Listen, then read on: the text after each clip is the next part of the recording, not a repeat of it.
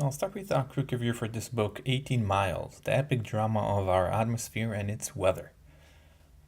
I'll give this book 2. I almost give this book a 3, but overall I was a little disappointed from this book. I like weather. This is something that interests me, and there is no good books about the subject. Going into this book, I was hoping that this is going to be the one, but it wasn't. Firstly, there were too many stories. Some of them are unrelated, totally unrelated to the subject at hand, and those stories were also very, very long. So I would say at least half of the book is just stories. Some are more and some less related to weather, but overall, way too much. Secondly, the information provided on weather was a little convoluted and not very clear at times. I think the author could definitely do a better job explaining things, and they didn't. It just some of them were just like not fully under. It's not that it's hard to understand. More it's just like the way he went about describing things and explaining things was just not very useful or effective. So half of the book I was like not really into it, not engaging, not very good explanations. So that's why I give it a 2 overall. Let's see some of the notes. According to one, life is an infectious disease of matter. Because it's an interesting theory that life is an infectious disease of matter. That's what happens. It's just a weird combination of matter, and that's what basically happens around here. Just an interesting idea. Warm hair hold more moisture than cold hair, so that's why there is condensation happening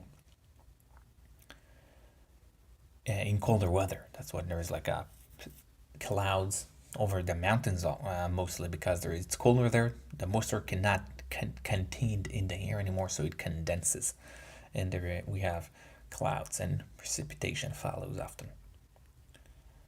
Jets supply the particles to form the clouds, which can linger or disappear depending on the humidity levels.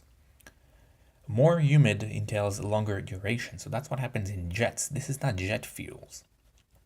When you see those lines up in the sky, that jet supplies that particles that comes out of the engine supplies the particles to form the clouds, so they can in a way condense on top of those particles. Those stay longer or disappear depends on the humidity level. So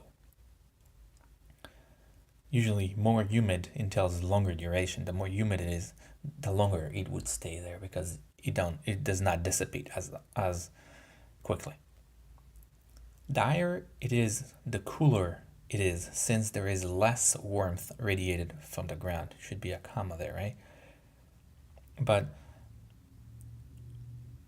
usually the higher it is, the cooler it is. So on the high mountains, it usually tends to be colder, and the reason is that because there is less radiation, not radiation in terms of a bad radiation, but less radiation, warmth radiation from the ground. Rain is condensation that becomes too heavy and falls down. That's what rain is. I like to think about it. It's not that I didn't know it before, but it's always good to reinforce this idea that what rain is basically. It's just condensation. What happens is humidity, it becomes condensed and it's too heavy, so it falls down. Cold and hot air friction cause thunders. So it's a friction between the two cause electricity charge, and that's being discharged as a thunder. Maybe it's a lightning. I'm a little confused, but one of the two. Probably one caused the other. It's the same thing basically. So thunders and lightning, it's the same thing. It's just the friction caused this, and there's lightning. Thunder is just the sound of it. So yeah, maybe You got it right.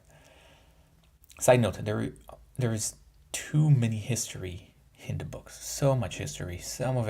Many of it is just totally unrelated. I don't know. It's not only this author. Many authors are using this way of describing things, which is really unhelpful. It's just kind of, maybe some people like it. I personally dislike it, and it's a understatement. It's just you lose me, and most times it's not interesting, and it's too long. Maybe they make it as to make the book a little thicker and have it more, but there is some new authors, new age. They try to make everything smaller, and I think that's the way to go. Just don't waste my time. Earth tilt causes winds to travel in opposite directions. The tilt itself is making directions. We live in an ocean of air. That's what we basically, it's an ocean. We are not swimming in there, but in a way we are. It's just an ocean, but instead of water, it's air.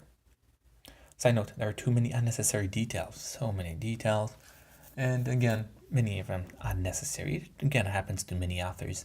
They kind of lose the audience. They're not sure who they write to. And that's what happens. The last one, we are floating in an ocean or on an ocean of lava. Basically underneath it's a lava and the continents just floating around. Some of them moving more or less, but we are floating in a way. So that's it for the notes. Again, I wish it would be better and wish there were better books about it. So I would not recommend this book. Thank you.